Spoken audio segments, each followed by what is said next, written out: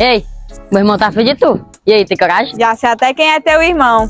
Mas fala baixo, porque meu irmão pode estar aqui por perto. Oxe, teu irmão é um doido, virou bode da cabeça. Mas ele tá ali, tu vai ou não vai? Vai, menina, eu vou dizer onde é que ele tá. Mas tu fica aqui, viu, vigiando se meu irmão não vem. Ó, tu vai aqui direto e droga pra cá, que ele já tá esperando lá, vai lá.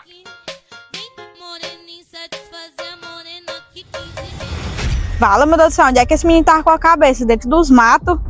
Breno? Aí tu vê, né? Meu irmão deu o recado direitinho. É, eu vi, né? Mas o que é que tem a ver vir parar aqui nos matos? Eu também nem sei. Mas pelo menos a gente se encontrou, né? Vamos aproveitar. Ei, menino, tu quer o que aqui, mano? Cadê minha irmã? Quem é teu irmão mesmo? É a Xuxa? Aqui passou aqui, ó, de carro. Gaiatinho, né, menino? Tu sabe muito bem quem é ela. Bora, fala logo. Calma, Calabreso. Na hora dessa tu deve estar virando é tio.